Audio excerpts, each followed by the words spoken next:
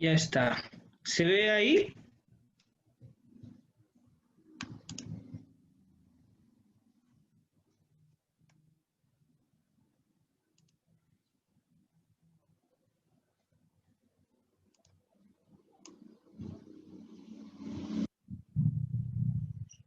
A ver, por favor, me van a confirmar si todo se ve correctamente. Si es conforme, doctor. Ok, perfecto. A ver, vamos a poner esto por acá.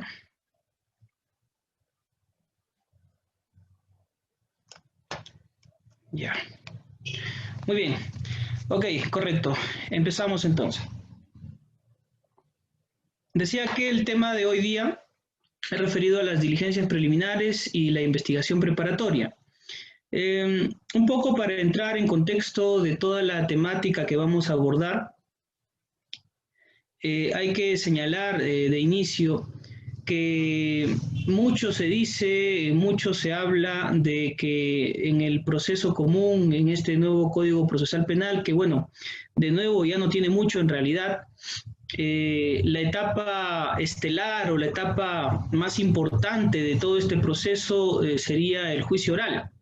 Sin embargo, yo creo que hay que reconsiderar esa precisión, esa afirmación, en tanto y cuanto me parece, desde mi perspectiva, que son la investigación preparatoria, todo el plazo de preliminares y preparatoria propiamente dicha, lo que en realidad es la etapa más importante de todo el proceso. ¿Y por qué señalo esta afirmación? Y yendo en contra más o menos de lo que siempre se ha dicho que es el juicio oral. Lo digo en principio porque en toda la etapa de investigación preliminar y preparatoria es donde se recaban todos los elementos que precisamente en algún momento van a ser prueba, ¿no? Son medios de prueba y que finalmente van a ser pruebas valoradas por un colegiado o por un juez de fallo. Entonces, esta recolección, esta realización de todas las diligencias de investigación de cara al delito que se está investigando va a ser muy importante para efecto de sentar todas las bases que nos van a permitir avisorar que un caso, si es que llega a juicio oral, va a ser perfectamente sancionado con una condena, ¿no? O desde el punto de vista de la defensa, si es que hay algunas falencias en las diligencias, o más bien estas resultan insuficientes o impertinentes incluso, definitivamente ese juzgamiento va a terminar con una sentencia absolutoria. Entonces, por eso es que, desde mi punto de vista, es que las preliminares y la preparatoria son el punto clave de todo el proceso. Una vez que el fiscal logra recabar todos los elementos necesarios y pertinentes y también útiles para el caso que tiene en su despacho, dependiendo del delito, definitivamente eso es lo que va a generar que siente toda una fortaleza en cuanto al nivel probatorio y el peso probatorio que él necesita para su caso, ya sea para incluso en etapa intermedia pedir una acusación o solicitar un sobreseimiento, ¿no? Pues bien.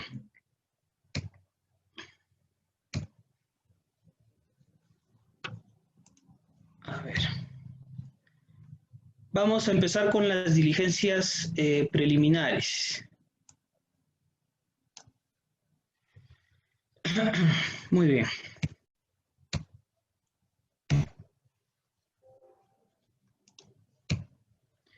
Respecto a las diligencias preliminares, empezando por el tema de su finalidad, lo que tenemos que decir, y bueno, se conoce a través del propio Código Procesal Penal y también la jurisprudencia vasta de parte de la propia Corte Suprema, nuestra propia Corte Suprema, y de la propia experiencia que también nosotros podemos tener, podemos avisorar que hay 4 puntos que serían la finalidad de las diligencias preliminares. Acá hay en las diapositivas hay uno que se ha duplicado. En realidad son 4 puntos, ¿no? El primero que son recabar los actos o realizar los actos urgentes e inaplazables. Sobre esto de los actos urgentes e inaplazables, fíjense ustedes, ha habido siempre una discusión dada su amplitud conceptual referido a qué debemos entender por actos urgentes e inaplazables y si estos condicionan desde un espacio temporal la actuación de parte del Ministerio Público. Y esto de cara a un tema también del plazo de las preliminares que vamos a ver más adelante, ¿no? Porque precisamente van a ser, primero, verificar cuál sería el delito probable para iniciar las diligencias preliminares y en base a eso orientar las diligencias que el fiscal quiere realizar y cuáles serían esos actos urgentes e inaplazables, ¿no? Lógicamente, lo urgente y lo inaplazable en la práctica, salvo casos de flagrancia, por supuesto, donde lo urgente y lo inaplazable se avisora con bastante, sin ningún problema, ¿no? Pero en cuestiones donde no hay flagrancia, lo urgente e inaplazable resulta un poco confuso, ¿no? Un poco extraño, en tanto que en realidad en la práctica no es tan urgente ni tan inaplazable dado los tiempos que actualmente se manejan en el Ministerio Público para una investigación preliminar. Recordarán ustedes que el plazo de la investigación, para iniciar la investigación preliminar, inicialmente era tan solo de 20 días, ¿no? Se iniciaba solo con 20 días, luego se podía ampliar, claro, pero el plazo inicial solamente era 20, ¿no? Luego se cambió, se hizo la modificación y actualmente el plazo inicial es de 60 días. Y luego, otra de las finalidades para las diligencias preliminares es verificar la delictuosidad de los hechos, nos dice el artículo 330.2 del Código Procesal Penal. ¿Y a qué se refiere, lógicamente, verificar la delictuosidad de los hechos? Se refiere a un ejercicio mínimo de juicio de tipicidad, ¿no? Que en este caso tiene que ser realizado por el fiscal. Este ejercicio de juicio de tipicidad o de análisis de tipicidad preliminar que tiene que hacer el fiscal es referido a los hechos denunciados o que son conocidos de oficio incluso por parte del señor fiscal penal. Entonces, él tiene que verificar que la denuncia, que los hechos, que cada una de las afirmaciones fácticas concuerden más o menos con algún delito probable, ¿no?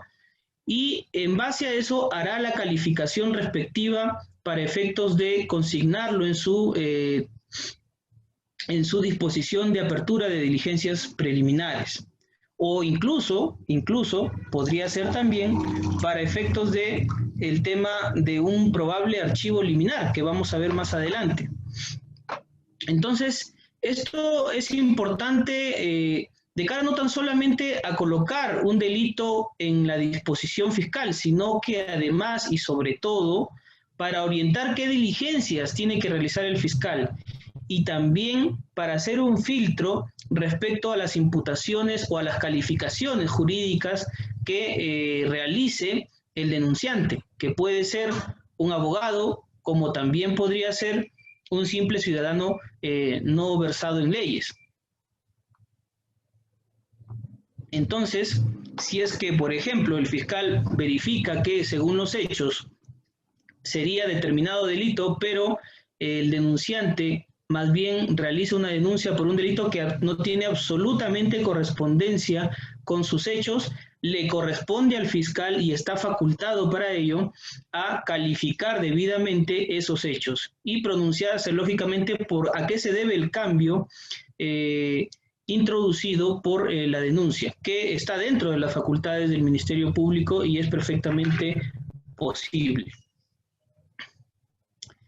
El tercer punto que se tiene como finalidad es asegurar los elementos materiales de su comisión. Respecto al aseguramiento de los elementos materiales para su comisión, aquí lógicamente habla de un plano más que todo referido a las cuestiones de la incautación probablemente, ¿no? O al decomiso, por ejemplo, de la droga. La incautación de algunos documentos, de algunos objetos que puedan ser relevantes para el delito, relevantes para la investigación y que nos pueda dar mayores luces para el caso y la aclaración de los hechos. Y sobre todo, muy posiblemente, para la realización de una diligencia. De esa manera, las preliminares precisamente son para eso, ¿no? Asegurar estos elementos para de repente hacer una pericia lo más rápido posible para efectos de tener mayores elementos y poder calificar de manera un poco más definitiva quizá justamente los hechos, ¿no? Si configuran o no el delito. La cuarta finalidad que sería es individualizar a las personas involucradas. La individualización de las personas involucradas tan solo corresponde como finalidad en las preliminares únicamente al imputado, no. También corresponde que el Ministerio Público individualice, es decir, identifique con nombres y apellidos, número de DNI en la ficha RENIEC respectiva, porque todo el Ministerio Público tiene acceso a las bases de RENIEC, y verifique la identificación plena de los imputados, de los agraviados, incluso de los testigos y muy probablemente de otros terceros. Entonces, esa es otra finalidad de cara también a preparar un poco la decisión que en el futuro tendrá referido al tema de si formaliza o no formaliza la investigación preparatoria. Porque recordarán ustedes que uno de los presupuestos para formalizar es que esté debidamente individualizado el imputado y lógicamente también el agraviado, ¿no? La quinta finalidad es asegurar a los sujetos, porque el código en el artículo 330.2, como les señalo, señala como último punto, bueno, dice individualizar a las personas involucradas en su comisión, incluyendo a los agraviados, y dentro de los límites de ley, asegurarlas debidamente. ¿A qué se refiere el código? Porque no hace una explicación específica sobre este punto como finalidad. Asegurarlas, dice, se refiere lógicamente a estas personas, ¿no? A estos involucrados, agraviados, imputados, asegurarlos. Teniendo en consideración que tan solo estamos en preliminares y no estamos a nivel de investigación preparatoria, el aseguramiento vendría únicamente dentro de la posibilidad de que concurran razones plausibles, por ejemplo, para una detención preliminar. De esa manera se podría asegurar a algunos sujetos respecto a algunas diligencias que son necesariamente urgentes para su realización, ¿no? Ahí hay otra discusión que tendríamos que hacer referido al tema de la detención preliminar, en el sentido de que si es que las diligencias que quiere disponer o que quiere realizar el fiscal son en realidad tan urgentes y tan inaplazables que no podrían hacerse con el imputado en libertad, ¿no? Eso ya corresponde a una evaluación en el caso concreto y, bueno, también referido a las medidas cautelares. Como segundo punto que tenemos que analizar sobre las diligencias preliminares es la denuncia. Y mucho se dice sobre este tema, ¿no? Incluso yo he podido observar en la experiencia trabajando también en el Ministerio Público, porque en algún momento he sido cesigrista del Ministerio Público, luego asistente en función fiscal, y he podido observar diversas cosas y también actualmente como abogado, ¿no? Lo primero es que hay formalidades muy mínimas, ¿no? Para la denuncia no requiere de tanta exigencia formal como si, por ejemplo, se requiere para una demanda, ¿no? Por ejemplo, la identidad del denunciante, que eso es relativo también, porque también podría darse el caso que se trate de una denuncia anónima, ¿no? O un denunciante con la reserva respectiva de su identidad, que también es posible a solicitud del interesado hacia el fiscal para efectos de su debida custodia y su debida protección policial, ¿no? Eso es posible, que la denuncia sea con reserva de la identidad o una denuncia anónima, pero el fiscal siempre tiene que guiarse en el sentido de qué tan verosímiles pueden ser los hechos a primera vista, ¿no? Para efectos de disponer el inicio de la investigación. Y bueno, en la mayoría de casos sí se da que hay denuncias, que son muchas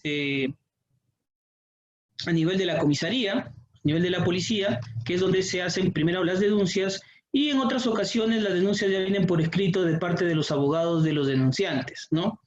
Incluso hay algunos denunciantes que lo formulan ellos mismos, ¿no? También se ha dado esos casos y que colocan lógicamente sus nombres, sus apellidos y su número de DNI. Luego, otra formalidad mínima que podríamos decir también más o menos relativa, referida a la narración fáctica detallada y veraz. Por supuesto que no estamos hablando de un detalle tan específico de los hechos, como por ejemplo si se requiere para una imputación necesaria a nivel de investigación preparatoria, ¿no? No es ese el nivel de detalle que se requiere. Hay que recordar que en diligencias preliminares lo único que se necesita es sospecha inicial simple, ¿no? El nivel de sospecha más bajo que puede existir. Y en ese sentido, la narración fáctica por lo menos tiene que ser mínimamente coherente, ¿no? Referida más o menos a una fecha, que si bien no puede ser exacta, por lo menos un rango de fechas en las cuales hubieran ocurrido estos hechos y un lugar probable o cercano del lugar donde estos se cometieron. Y cuando me refiero a la coherencia y a la lógica, ahí entra de plano una denuncia que no sea fantasiosa, ¿no? Veraz. Lógicamente, si ocurre que el denunciante acude a la fiscalía para hacer una denuncia cuya narración de por sí habla de toda una situación bastante irreal, ¿no? Irreal dentro de la lógica misma, de manera contundente esa denuncia procedería incluso a archivarla, ¿no? Pero claro que sí, y acá hay un punto importante, no podría rechazársele a ninguna persona el derecho de denunciar, ¿no? Una cuestión que podría hacerse es conversar sobre si el relato es exageradamente fantasioso, conversar en el sentido de advertirle a esa persona que su relato es bastante aparentemente irreal y que sea un poco más específico y detallado, bajo responsabilidad propia, por supuesto, ¿no? Pero si persiste en ello, no se le puede rechazar su derecho o negar su derecho a efectuar la denuncia, como a veces ocurre incluso en las comisarías. Sucede que algunos policías lo que hacen es filtrar algunas denuncias escuchando el relato de las personas, pero esto no puede ocurrir porque eso lo único que le corresponde es al fiscal. Al fiscal es a quien le corresponde calificar los hechos si corresponde el inicio de una investigación preliminar o, por el contrario, corresponde un archivo liminar, ¿no? Otro punto para la denuncia, como otra formalidad, es la individualización del imputado, que también, por supuesto, es relativo, en tanto que, claro, en muchos casos sí ocurre que hay una individualización más o menos detallada de quién sería el autor de los hechos, ¿no? Y en ese sentido es que el denunciante presenta los nombres, los apellidos y a veces hasta el lugar donde vive, ¿no? A veces resulta que son personas cercanas y en ese sentido el denunciante no tiene mayores inconvenientes para precisar o identificar al imputado, ¿no? Y ya corresponde al fiscal sacar la ficha RENIEC para efectos de una identificación más específica. Pero, como ya decía, tampoco bajo ningún concepto se le puede negar el derecho a hacer la denuncia por el solo hecho de que no se ha identificado al imputado. Y ahí entra a tallar lo que conocemos como una investigación contra los que resulten responsables, ¿no? Precisamente las diligencias preliminares es para eso, ¿no? Para lograr la identificación de aquella persona que no se conoce, pero que ha cometido un delito en tu agravio o en agravio de alguien que conoces, ¿no? El medio, en la actualidad, por ejemplo, la denuncia ya entra en un plano tanto, podríamos decir, una denuncia presencial y una denuncia virtual, ¿no? Virtual en el sentido de que es a través de medios tecnológicos. La denuncia presencial, por supuesto, es acudir a la comisaría para efectos de realizar la denuncia, y lo otro es acudir directamente a la fiscalía para hacer también la denuncia o ingresar esa denuncia mediante un escrito, pero siempre de forma presencial. Pero en la actualidad, debido al tema de la pandemia, las denuncias también se pueden hacer vía medios tecnológicos como los correos electrónicos institucionales que tiene ahora el Ministerio Público, que no son solo para recibir documentos para casos ya iniciados, sino también para recibir denuncias. Ustedes podrán observar en la página del Ministerio Público que hay todo una agenda, todo un directorio, no solo telefónico, sino también de todos los correos electrónicos que tienen todas las fiscalías a nivel nacional, y están separadas por distritos fiscales, ¿no? Entonces, y ahí se encuentran también por materia separadas cuáles son esos correos electrónicos institucionales, no solo para ingresar documentos para casos que ya están en trámite, sino también para ingresar denuncias que el ciudadano considere pertinentes. Esto de hacer una denuncia también por medio electrónico permite precisamente también al ciudadano que tenga una constancia rápida referida a su denuncia, ¿no? Porque recordarán ustedes que de manera presencial, en muy pocas ocasiones, pese a que sí le asiste el derecho, en muy pocas ocasiones se les da una copia de la denuncia al ciudadano que ejerce su derecho a denunciar. Y esto, como digo, es un derecho que incluso puede ser reclamado en el momento, y la fiscalía ni la policía puede negárselo, o por lo menos una fotografía mínimamente, ¿no?, de la denuncia para efectos de que tenga una constancia de que realizó su denuncia en determinado día o en determinada fecha. Esto es importante para que el denunciante realice el seguimiento respectivo de toda su denuncia. Y acá viene una pregunta que cae de madura, ¿no? ¿Se puede declarar inadmisible una denuncia? ¿Por qué hago esta pregunta? Porque yo he podido ver en el ejercicio como litigante, y también incluso recuerdo que cuando estaba trabajando en el Ministerio Público he podido observar que despachos en los que no trabajaba y que llegaban de repente por una disposición de derivación, he visto que inicialmente habían rechazado la denuncia, la declaraban así, literalmente, declárese inadmisible la denuncia por no haber adjuntado determinado elemento o por no haber sido específico con su relato, ¿no? ¿Es posible, de acuerdo a las normas del Código Procesal Penal, declarar inadmisible una denuncia? No. Definitivamente que no es posible ni es legal, ¿no? Lo que corresponde ante una denuncia o es iniciar la investigación o es archivarla preliminarmente o liminarmente, o incluso hacer una reserva si es que falta algún elemento, un requisito de procedibilidad, ¿no?, que vamos a ver también más adelante. Esas son las alternativas que te da el código, pero bajo ningún concepto se puede declarar inadmisible o improcedente, entre comillas, una denuncia. Y hablando precisamente de esto, la calificación positiva de la denuncia tiene esas opciones, ¿no? Iniciar la investigación y también de repente realizar un proceso inmediato o una acusación directa. Respecto al inicio de las diligencias preliminares, fíjense ustedes, hay muchas cosas que tenemos que tener en cuenta, ¿no? En el inicio de las diligencias preliminares, lo que hay que verificar es, como les decía, el relato que sea coherente para efectos de hacer el filtro de tipicidad, ¿no? ¿Cuál es el delito? Hacer la calificación jurídica. ¿Cuál es el delito que corresponde a los hechos relatados y denunciados? Eso es lo que se debe consignar en la disposición de diligencias preliminares, apertura de diligencias preliminares, ¿no?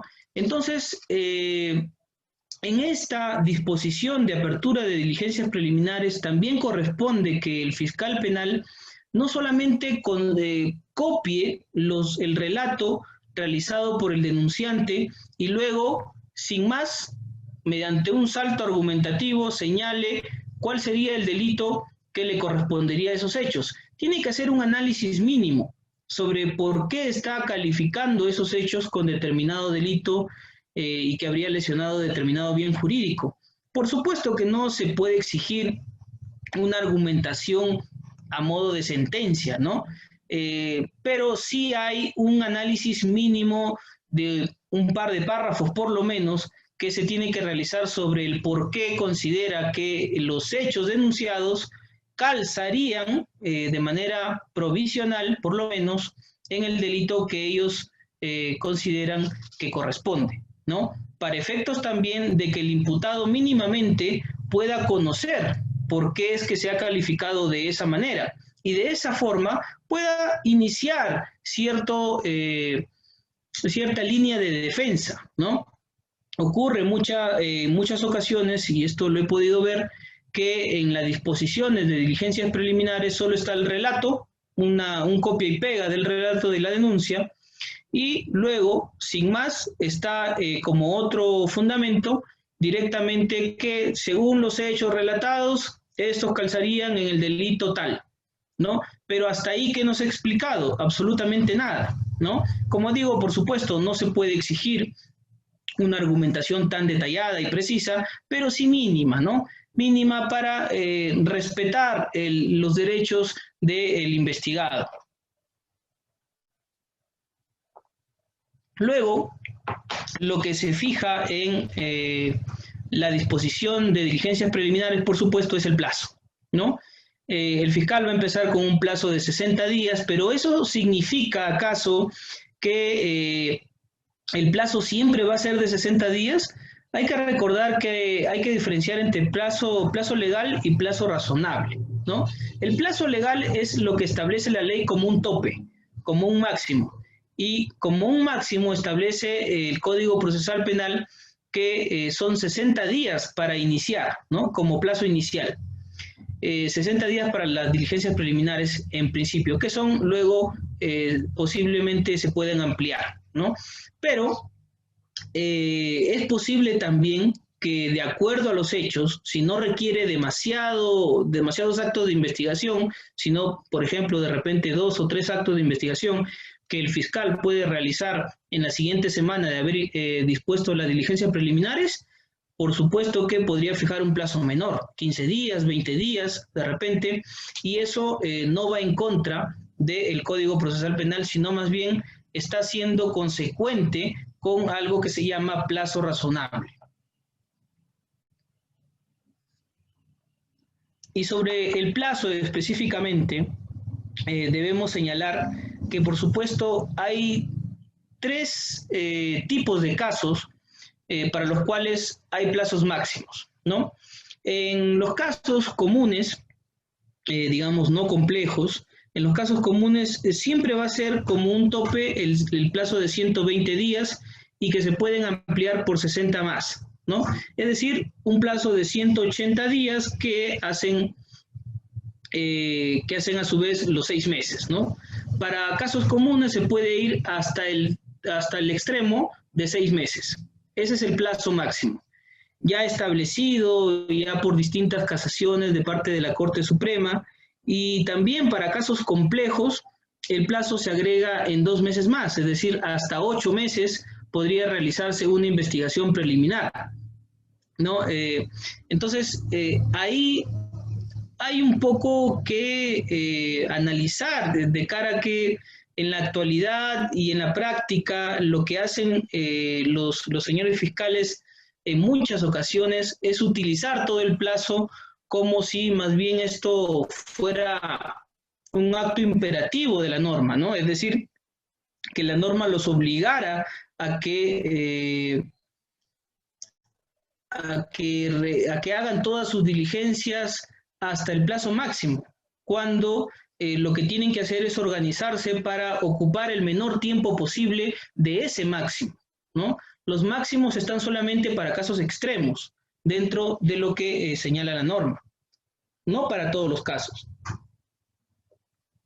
Y luego para casos de crimen organizado, y esto ya es un punto último que se vio en el caso Keiko, por ejemplo. En el caso Keiko, el año pasado, en la casación 599-2018, Lima, recordarán ustedes que se debatía si el plazo máximo siempre va a ser hasta de 8 meses, porque hasta ese entonces era el plazo máximo de 8 meses. Antes solamente el plazo era hasta de 6 meses, ¿no? Todo el plazo de las preliminares, los 120 días más los 60 que se podían ampliar. Luego se hizo otra interpretación sobre el caso, un caso precisamente de acá de Ancash, que es donde yo trabajo, y se sacó otra casación señalando que se podían ir hasta los 8 meses en casos complejos, ¿no? Y luego, ya en el caso Keiko Fujimori, porque ya entró a tallar también el tema de la ley contra el crimen organizado, no se había establecido cuál era el plazo máximo para las preliminares. Y como ya más o menos podíamos inferir, si siempre han señalado que las preliminares no podrían ir más allá del plazo que se fija para la preparatoria formalizada, por supuesto que lo único que le quedaba a la Corte Suprema era señalar que en el caso de crimen organizado, si ya para la preparatoria se fijan 36 meses, lo más lógico hubiera sido pues que sí definieran, como en efecto lo hicieron, de que las preliminares para esos casos de crimen organizado sea 36 meses, lo cual suena bastante grande, ¿no? Me parece un tema muy desproporcional y que da cabida al Ministerio Público a, de repente, relajarse un poco referido a que tiene 36 meses para hacer determinadas diligencias y no organizarse de la forma más debida, porque acá se trata de un tema de organización y de verificar cuáles son las herramientas que tengo a la mano y en base a eso fijar mis tiempos para efectos de colocarme un plazo mucho menor al plazo máximo que establece la norma. Y no hacer diligencias, por supuesto, impertinentes, y no hacer diligencias pensando en que todavía tengo un plazo de 36 meses, ¿no? Cuando eso es solamente un máximo que dentro de ello lo que se tiene que respetar es un plazo razonable, y ahí, bueno, entra a tallar un poco de repente ya lo que corresponde a la defensa, sobre todo en estos casos particularmente complicados, de ejercer un control de plazos, ¿no? Luego,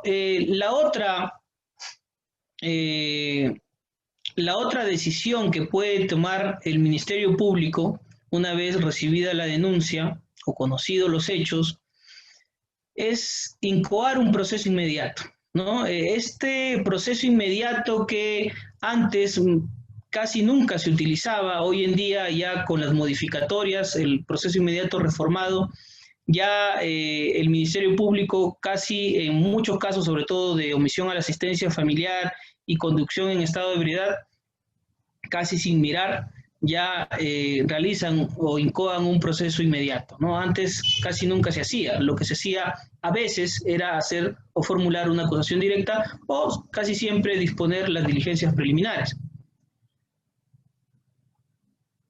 Pero en la incoación del proceso inmediato, lo que se tiene que tener en cuenta, más allá de lo que permite la norma, que es, por ejemplo, iniciar para casos de omisión a la asistencia familiar y conducción en estado de ebriedad, o cuando hay flagrancia o cuando hay prueba evidente, es verificar que se cumplan específicamente los presupuestos. Por ejemplo, ocurría en muchas situaciones, y ya sobre esto también hay jurisprudencia asentada, en el sentido de que iniciaban un proceso inmediato en aparente flagrancia de un caso de violación, ¿no? Un caso grave, por supuesto. Y como ustedes saben, en casos de violaciones, hay que realizar pericias psicológicas, hay que realizar pericias médico-legales, hay que realizar testimoniales diversas, hay que realizar constataciones. de repente otro tipo de pericias biológicas, dependiendo del caso concreto, ¿no? Y después del resultado de estas pericias es precisamente donde el fiscal puede nutrirse y obtener un nivel de certeza para efectos de convencerse de que tiene un caso con el imputado que sí sería responsable de esos hechos. Pero si no tiene todos esos elementos y realiza un proceso inmediato sin haber recabado todas esas condiciones y tan solo tener algunos testimonios, la declaración de la víctima y solo una pericia, por ejemplo, definitivamente hay ahí un problema que fue advertido precisamente por la Corte Suprema y señaló que los procesos inmediatos en caso de delitos graves tienen que tratarse con pinzas, ¿no?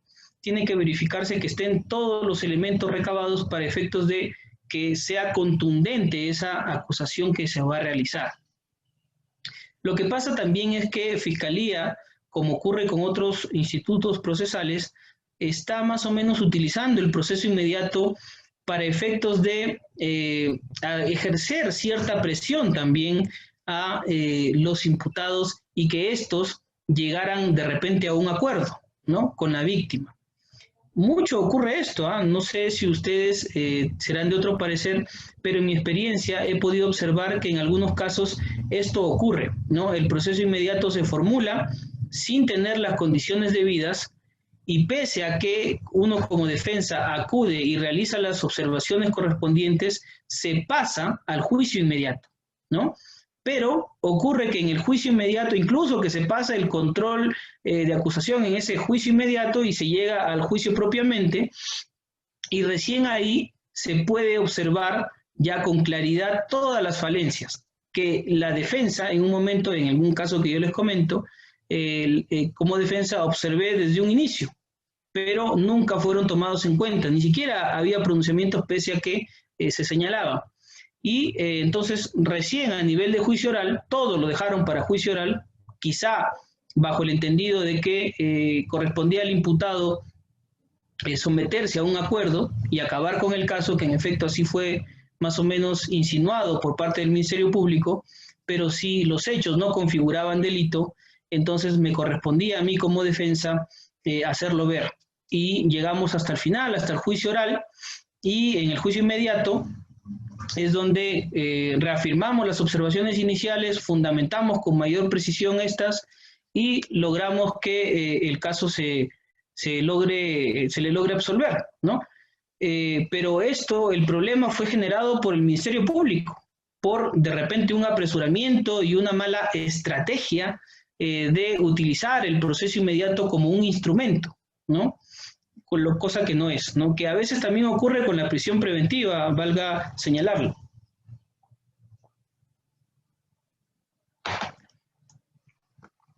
Bien, y luego tenemos la acusación directa, ¿no? Y ya una vez que el proceso inmediato ha sido utilizado, se utiliza actualmente con bastante recurrencia, con bastante frecuencia, ya la acusación directa en muy pocas ocasiones se usa, ¿no? Mucho se utiliza ya el proceso inmediato y la acusación directa ya ha venido a menos, pero está ahí la posibilidad sentada de que ésta pueda utilizarse para efecto de saltarse, digamos, la investigación, ¿no? Si es que ya se tienen todos los elementos. Pero tan solo te lleva hasta la etapa intermedia, ¿no? Entonces, de repente no es de mucha utilidad para el Ministerio Público y por eso muchas veces lo que quiere hacer es el proceso inmediato porque se saltan más etapas y es mucho más rápido. Ahora bien, perdón, en la acusación directa, un tema que quería comentarles. Ahí precisamente en la acusación directa, la casación 66-2018, si no me equivoco, de la Corte Suprema, señala que la acusación directa también tiene los mismos efectos que la disposición de formalización, es decir, en el sentido de que suspende los plazos procesales. Dicho sea de paso, esta casación no es vinculante, pero además hace una interpretación, desde mi punto de vista, muy forzada sobre el tema, ¿no? ya que para hacer una interpretación de esta manera tiene que haber una norma específica, ya que vas a lesionar uno de los derechos fundamentales del imputado, en el sentido de entender que la acusación directa, sin que lo señale el propio Código Procesal Penal, también suspende los plazos de prescripción, al igual que lo hace la disposición de formalización de la investigación. No hay ninguna norma en el Código Procesal Penal ni ninguna otra ley especial en la materia que señale ese punto. Y la Corte Suprema, sin más, ha entendido que la acusación directa también cumpliría esa función y también tendría ese efecto. Sin embargo, aquí interpretar contra reo de esta manera esa situación definitivamente genera una lesión referido al tema del debido proceso y el plazo razonable para el imputado, porque no hay ninguna norma específica que señale ello. Al respecto, hay otra casación que ya está en trámite, ha sido bien concedida, y bueno, espero que en los siguientes meses ya se realice la audiencia de casación y la otra sala, que es la sala penal transitoria, en este caso presidida por el doctor Prado Saldarriaga, se pronuncie precisamente porque se cuestiona esa casación, se cuestiona sobre sus argumentos, ¿no? Entonces, ojalá que se lleguen a pronunciar, ojalá que no demoren tanto también, porque mucho demoran las casaciones, sobre todo en la sala penal transitoria. Les tengo que decir como a manera de anécdota que la sala penal transitoria demora mucho más que la sala penal permanente para realizar sus audiencias y sobre todo para publicar después sus casaciones, ¿no? Ustedes habrán podido observar de repente en mi página de Facebook, que es donde yo regularmente publico sentencias, y también en LP, donde esa institución también publica jurisprudencia, y otras instituciones más en el Facebook o en cualquier otra página, que en su mayoría, las que mayormente publican sus sentencias más recientes son la Sala Penal Permanente, ¿no? Y la Sala Penal Transitoria, mayormente cuando ya las publica, son sentencias casatorias, por ejemplo, del 2016, del 2017, que tienen esa numeración, ¿no? Bueno. Calificación negativa de la denuncia. ¿Qué pasa cuando el fiscal considera más bien calificar de manera negativa alguna denuncia? ¿Qué opciones tiene? Principalmente tiene tres opciones, ¿no? Archivar liminarmente, reservar la investigación o derivarla, dependiendo del caso, ¿no? Sobre el archivo liminar vamos a hablarlo en la siguiente vista, y quiero en este momento circunscribirme a la reserva y a la derivación. Perdón, sobre la derivación nada más. Vamos a hablar sobre el archivo y sobre la reserva en las siguientes vistas. Sobre la derivación, por ejemplo, solamente cabe la posibilidad de derivar un caso por temas de competencia, ¿no? De repente ocurre que han denunciado unos hechos de corrupción de funcionarios en una fiscalía de delitos comunes. Entonces corresponde al fiscal que, en base a los hechos que se han denunciado, derivar esa denuncia, esa carpeta, derivarla a la Fiscalía Anticorrupción, por supuesto, ¿no? Lo mismo ocurre pues con otras fiscalías especializadas. Actualmente ya hay más fiscalías especializadas, como por ejemplo las fiscalías contra la violencia contra la mujer y los integrantes del grupo familiar, ¿no? Recientemente creada este año, más o menos. Entonces, también en esas circunstancias tiene que ocurrir una derivación, ya pierde competencia el fiscal común y tiene que derivárselas a esa fiscalía especializada. Un detalle que tenemos que observar en la derivación es que también he podido verificar que en algunos casos, por ejemplo, las derivaciones también se pueden dar de parte de la Fiscalía hacia el juez de paz letrado, ¿no? Porque considera que los hechos no son delitos, sino más bien una falta penal. Y en ese caso derivan. Pero ¿qué ocurre ahí? Ocurre que, por ejemplo, si se considera que un hurto por el quantum del bien, ¿no? Por ejemplo, que se trata de un hurto de un bien de 50 soles, por ejemplo, ¿no? Y que no hay ningún agravante, entonces sucede que sería más bien una falta, ¿no? Contra el patrimonio. Entonces, lo que a veces incorrectamente han hecho algunos fiscales es de archivar la causa porque no lo consideran delito y derivarlo inmediatamente al, al juzgado de paz letrado, ¿no? Pero ahí hay un error. El error es el siguiente, fíjense ustedes. Si estás archivando un caso porque consideras que no es delito, sino más bien una falta, haces un juicio de tipicidad. Y si lo estás archivando, lo que corresponde es esperar el plazo de que pase el plazo de los 5 días a ver si es que de repente el denunciante o la parte agraviada no interpone una queja de derecho o elevación de actuados, ¿no? Si esto no ocurre, recién adquiere firmeza tu decisión como fiscal penal de haber archivado porque lo consideras falta y recién en ese momento puedes derivar esa carpeta, ese caso, al juez de paz letrado. Y fíjense ustedes, ¿qué ha ocurrido en esos casos que les comento? Que como archivan y de manera inmediata, sin esperar el plazo de impugnación, lo derivan a el juez de paz letrado, ocurre que interponen queja, lo elevan al superior, pero ya paralelamente ya lo enviaron al paz letrado, el paz letrado también inicia su investigación y en superior sucede que anulan la decisión del fiscal provincial. Y entonces le ordena al fiscal provincial que más bien los hechos no serían faltas, sino más bien delito, y que continúe con los actos de investigación, que realice más bien la investigación. Entonces ahí genera un problema. Precisamente por eso digo, primero tiene que esperar a que se consienta esa disposición de archivo liminar y después, una vez consentida, recién puede realizar esa derivación, porque ha realizado un juicio de tipicidad. Bien, entonces ahora entramos al tema del archivo liminar y, por ejemplo, ¿cuáles son las causales? Bueno, las causales son las mismas que para el archivo preliminar, ¿no? El archivo en general. Y son muy parecidas, son casi idénticas a las causales, a las opciones que se tiene para pedir una excepción de improcedencia de acción o junto con un sobreseimiento, por ejemplo, ¿no? En conjunto con un sobreseimiento. Entonces, las causales son muy parecidas. En efecto, son, por ejemplo, 4, ¿no? La tipicidad, la no justiciabilidad, un tema de extinción de la acción penal o un déficit de elementos.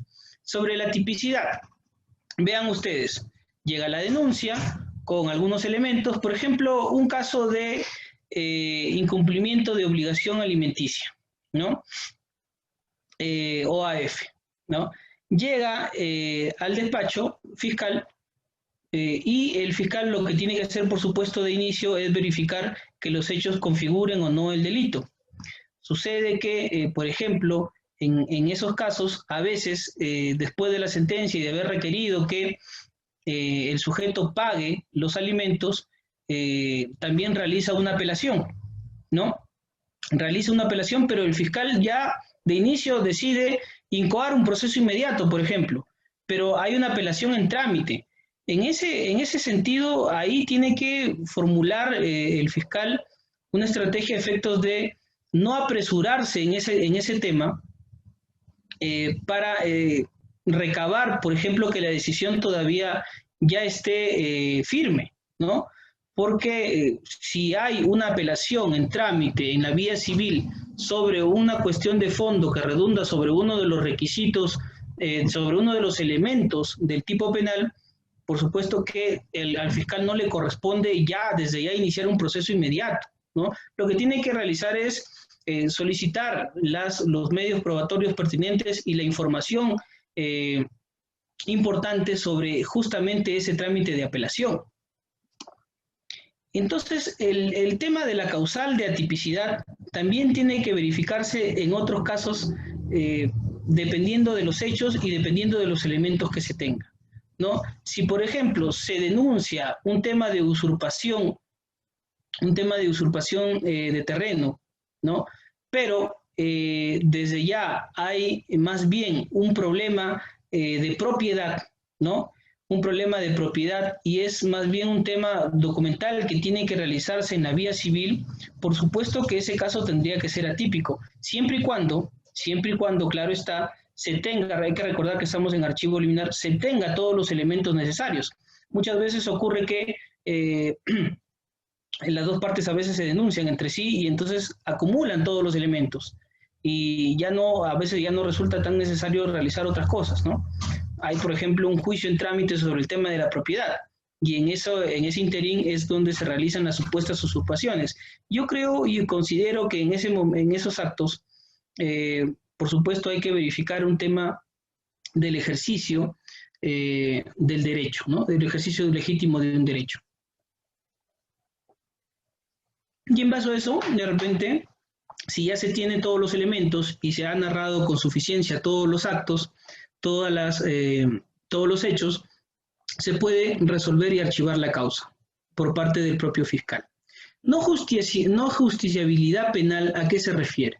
Se refiere a que un caso, por ejemplo, no sea posible tramitarlo a nivel de la vía penal, sino a nivel de otra vía, ¿no? La vía civil, por ejemplo. Entonces, por ejemplo, a nivel de faltas, por ejemplo, en la vía civil, un tema que se denuncia como estafa, cuando en realidad es un tema de incumplimiento contractual, esas situaciones son que, más allá de verificar una ilicitud, lo que hay que comprobar es si esa ilicitud es una ilicitud de tipo penal o una ilicitud de tipo extrapenal. Si es extrapenal, por supuesto, la causal del archivo no va a ser atipicidad, sino más bien la causal de archivo va a ser no justiciabilidad penal, porque el hecho sigue siendo ilícito, sigue siendo ilegal, pero no corresponde a la vía penal su investigación y su sanción.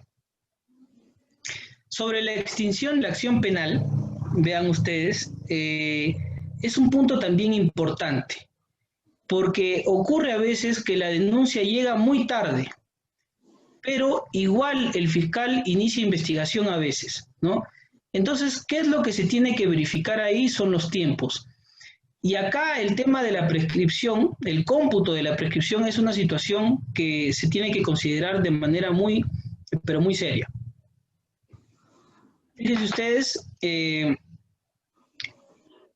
ocurre en algunos casos que, como les digo, la denuncia llega tarde, entonces hay que verificar primero cuál es la sanción máxima para el delito en cuestión, ¿no? Si, por ejemplo, se trata de un delito de incumplimiento de funciones que no va más allá de los 3 años, y en ese caso hay que ver si de repente la denuncia llega, por ejemplo, en el 4.º año, ¿no?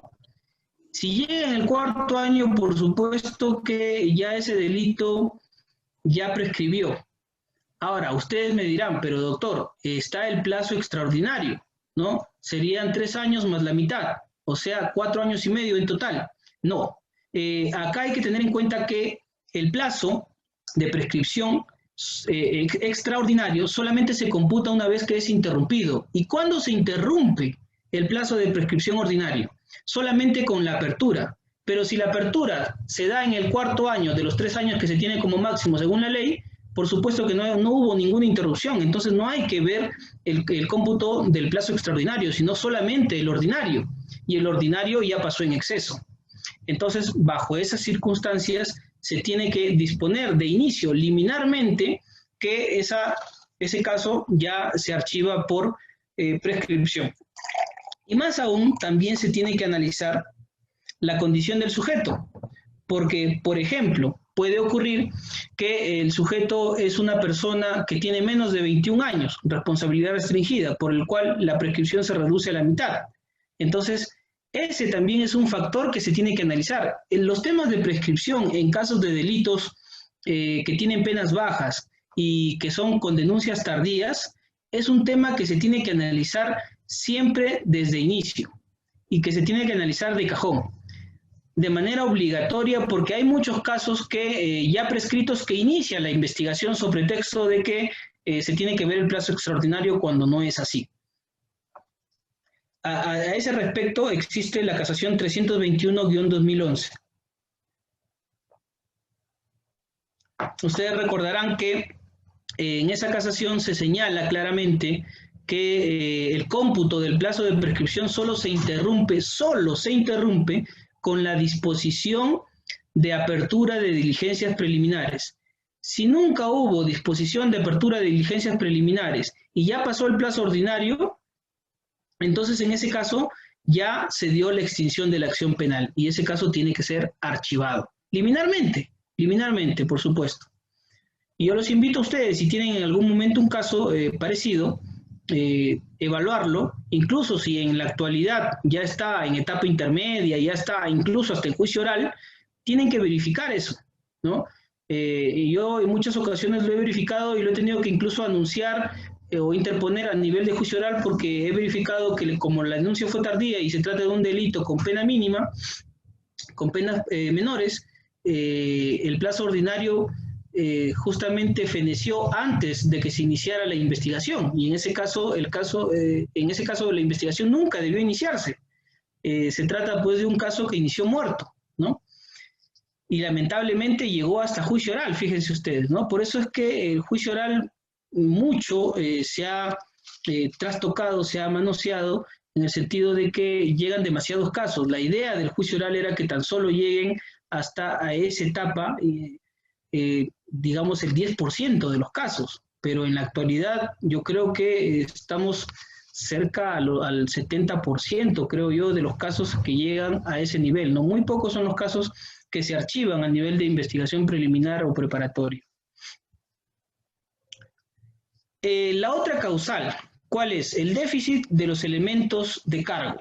Se puede archivar por déficit de elementos en un archivo liminar, ojo, estoy señalando y hablando del archivo liminar, es decir, del archivo que se realiza tan solo con la denuncia y lo que se acompaña en la denuncia, lo que se tenga en el momento con la denuncia.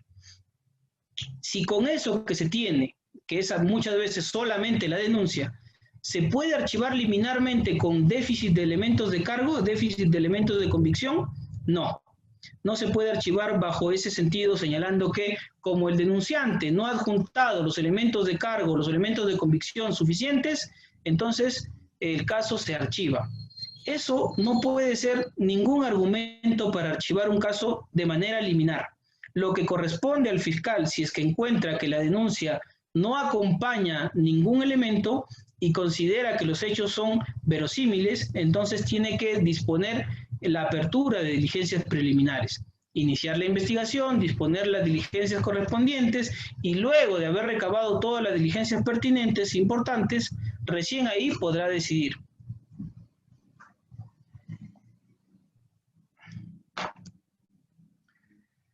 Muy bien. Otra cuestión a propósito del tema de los archivos es qué pasa con las notificaciones, ¿no? Ya sea con el archivo liminar o con el archivo preliminar, que es después de las diligencias. ¿Qué pasa con todas las notificaciones? ¿Cómo se deben realizar? La notificación puede ser electrónica, fíjense ustedes, esa pregunta es válida hoy en día, ¿no?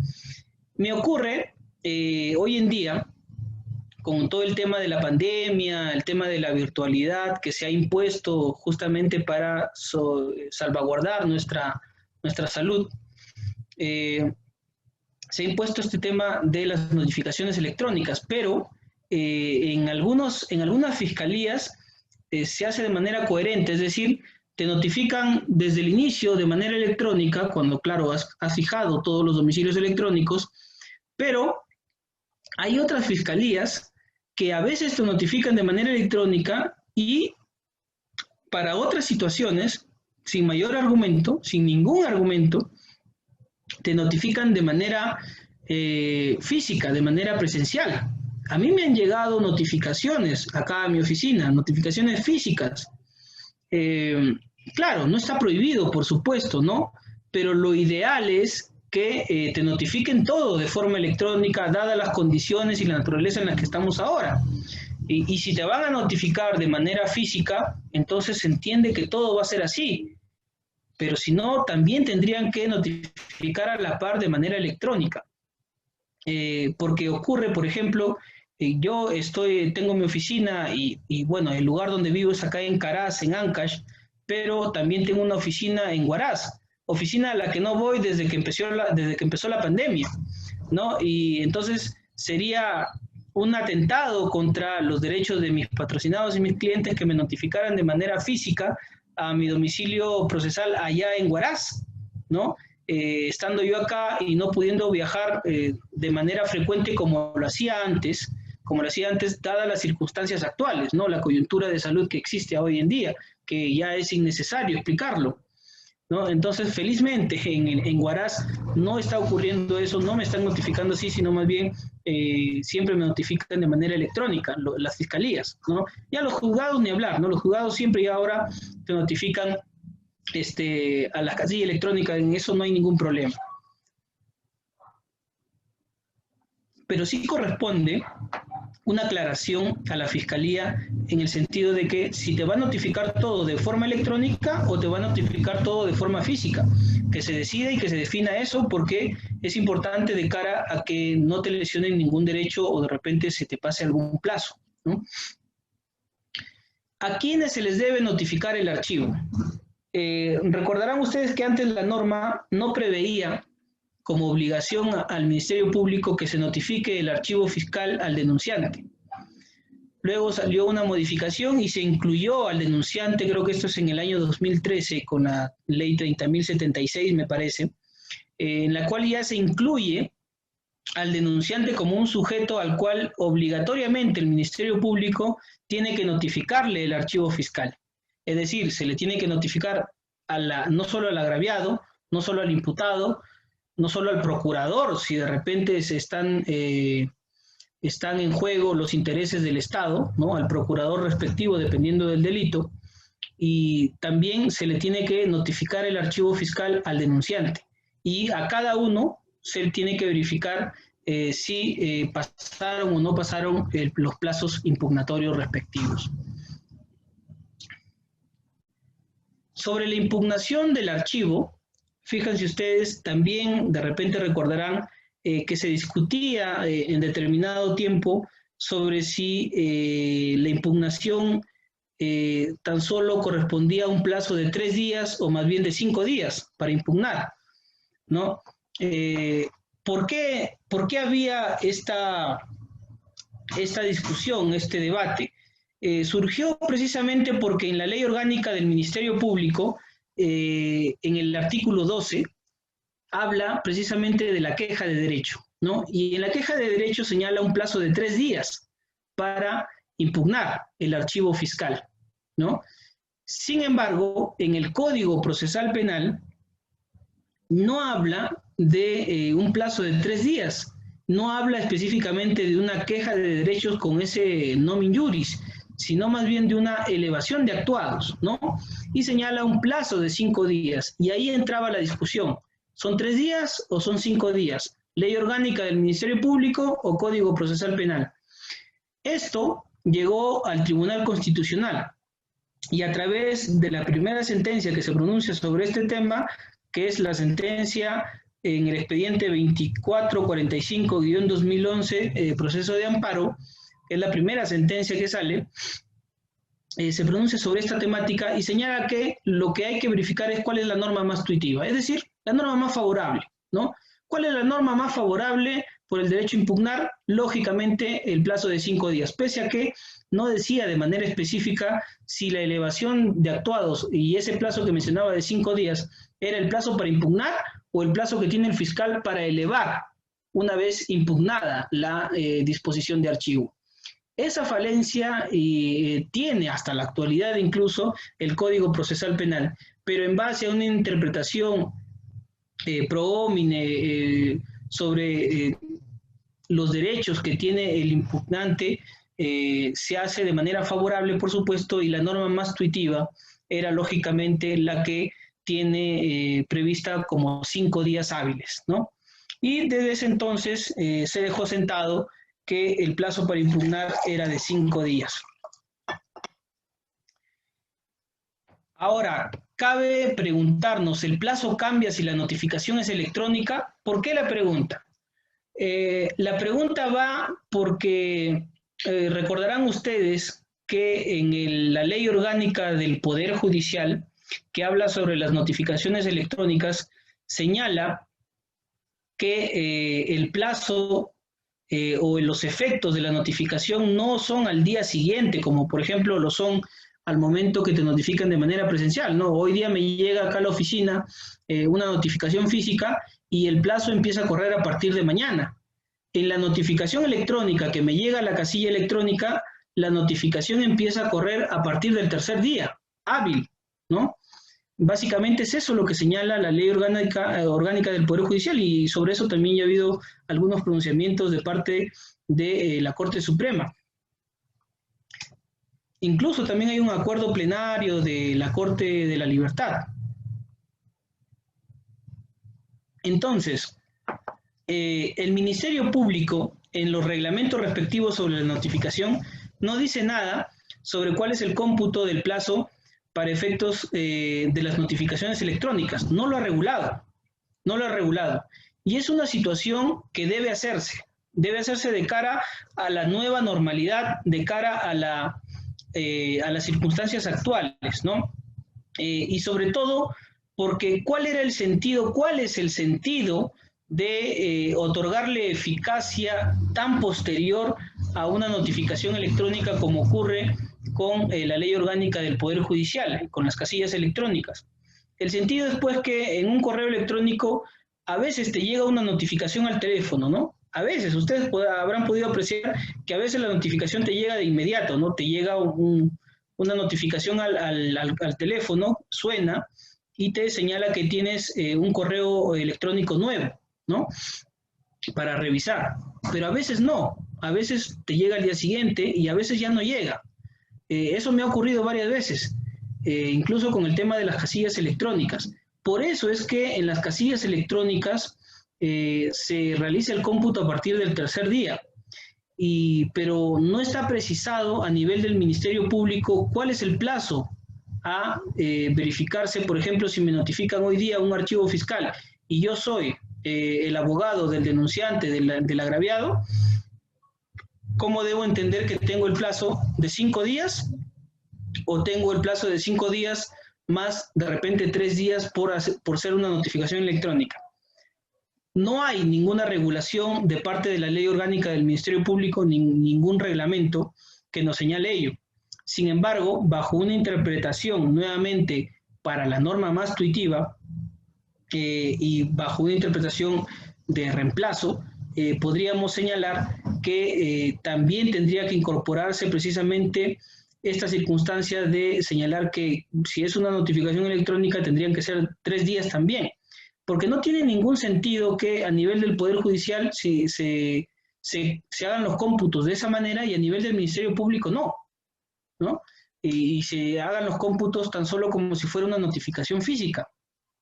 Entonces, ahí yo creo que hay un vacío que tiene que regularse, y espero yo que en algún momento llegue esto a la Corte Suprema o llegue de repente también al Tribunal Constitucional. Bueno, claro, definitivamente dudo mucho que lleguemos a encontrar un pronunciamiento a esos niveles este año, ¿no? De repente, quizá espero yo que los encontremos el siguiente. Porque definitivamente el tema de las notificaciones electrónicas ya llegó para quedarse, ¿no? Sea a tu correo electrónico, sea a tu WhatsApp o incluso al Facebook, ¿no? Este tema que tiene que ser precisado por parte de la Fiscalía de la Nación, tiene que ser regulado en un reglamento respectivo donde sea de manera precisa el tema de la forma en cual se hacen las notificaciones y también el tema de los plazos. Y ojalá, espero yo, que se haga también la adquisición de un software similar al tema de las casillas electrónicas, ¿no? De manera tal que tengamos unas casillas electrónicas del Poder Judicial y otras casillas electrónicas del Ministerio Público, para justamente no tener estos inconvenientes, ¿no? Porque todo es ahora por correo electrónico a la sede del Ministerio Público. Lo que no ocurre en el Poder Judicial, donde tiene su propio software, donde tiene su propia página. Ahora, el tema de la denominación, como les decía, ¿cómo se debe llamar? ¿Es en sí una queja de derecho o una solicitud de elevación de actuados? Lo que se tiene que formular como medio impugnatorio ante la disposición de un archivo fiscal. Fíjense ustedes, si ya el Tribunal Constitucional, a través de la sentencia que les he señalado y otras sentencias más que han ratificado esa posición, nos ha dicho que la norma más tuitiva es la que prevé de 5 días que se regule en el Código Procesal Penal, entonces lo más lógico es entender que la denominación que se le debe, si somos claros, muy rigurosos en los términos, tendría que ser solicitud de elevación de actuados, ¿no? Pero, claro, en la práctica, lo que también le podríamos llamar queja de derecho, porque, bueno, hay un tema de costumbre, de tradición, de práctica en el litigio, que siempre se ha considerado queja de derecho a raíz del artículo 12 de la Ley Orgánica del Ministerio Público. Más allá del tema de denominaciones, no genera mayores inconvenientes, por supuesto. No cabría la idea desde ya de suponer que en tu medio impugnatorio señales que es queja de derecho y que el fiscal, como diga, no es queja de derecho, sino elevación de actuados, te lo rechaza en ese sentido, por supuesto sería un despropósito, ¿no? Porque más allá de la denominación está tu derecho a recurrir. Y la denominación, que por cierto tampoco está definida por ningún, ni por el Ministerio Público mismo, ni por el Poder Judicial, ni el Tribunal Constitucional de manera específica, no tendría por qué bajo ningún contexto rechazarse una impugnación bajo el sentido de la denominación, ¿no? Sería un despropósito. Bien, sobre la reserva provisional, artículo 334.4 del Código. ¿Qué nos dice este artículo? Esta parte. Nos dice, cuando aparezca que el denunciante ha omitido una condición de procedibilidad que de él depende, dispondrá la reserva provisional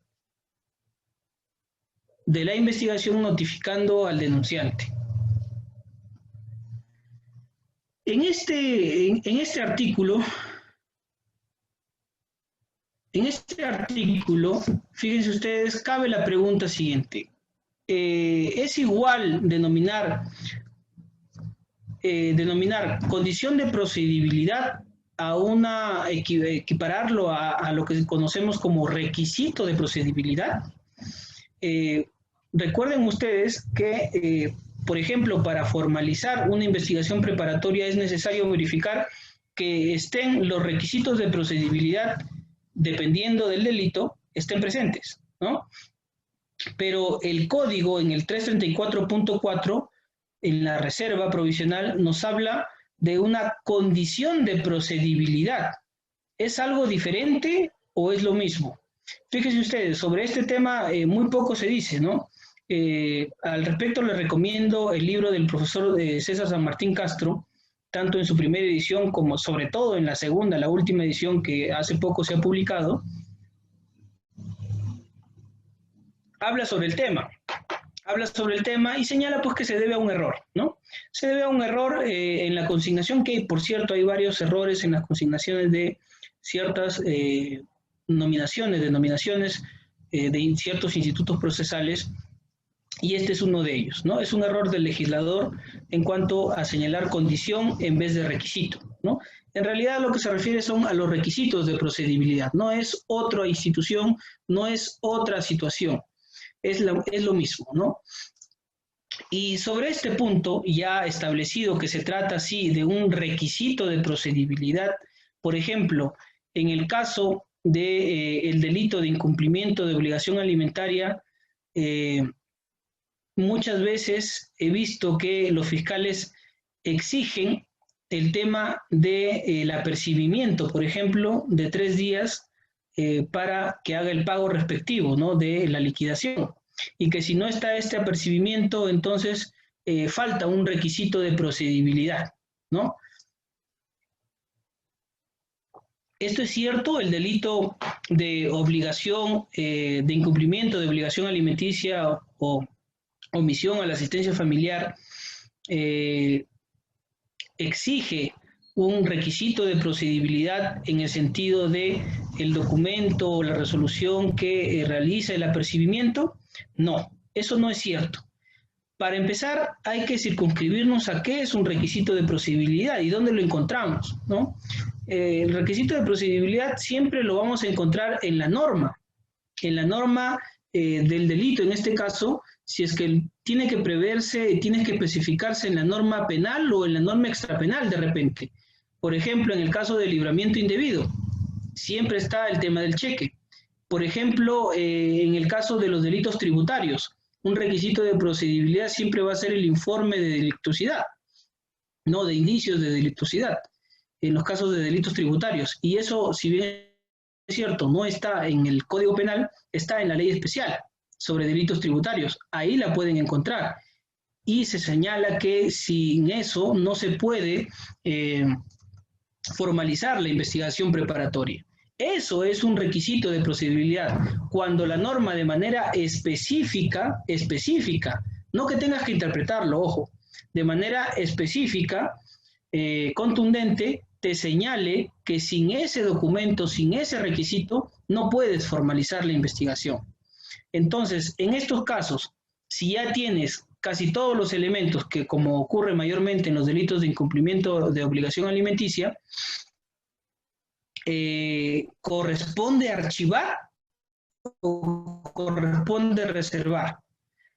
Si ya tenemos claro que este delito de obligación alimenticia, el incumplimiento de obligación alimenticia, no exige ningún requisito de procedibilidad, por supuesto, lo que corresponde inferir es que ante la falta de la resolución que emplaza, que le da un plazo de 3 días bajo percibimiento de ser denunciado, si falta esta resolución, por supuesto, lo único que queda es hacer una reserva provisional hasta que se logre recabar de parte del mismo fiscal ese documento, más no el archivo.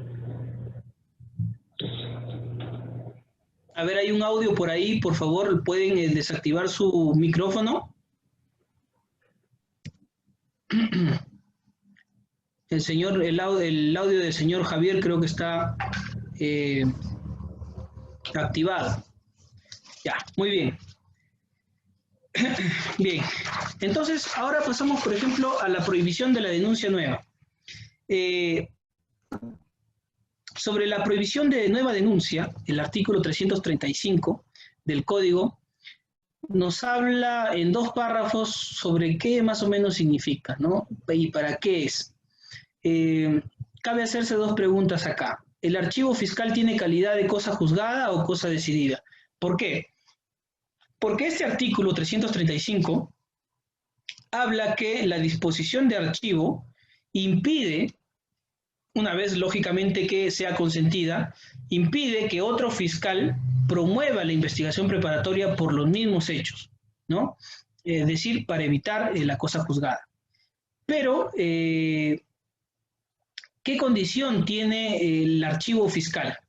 ¿Una condición de cosa juzgada o una condición de cosa decidida? Sobre este punto, por ejemplo, inició el debate el Tribunal Constitucional en una sentencia de amparo en el expediente 2725-2008 para definir que el archivo fiscal no genera cosa juzgada, ya que no se trata de una resolución judicial, sino de una disposición fiscal, ¿no? Y como no es un órgano jurisdiccional, lo que corresponde es entenderla como una cosa decidida, que tiene básicamente los mismos efectos, es decir, que ningún otro fiscal en este caso pueda iniciar una investigación o investigar a alguien por los mismos hechos ya archivados, ¿no?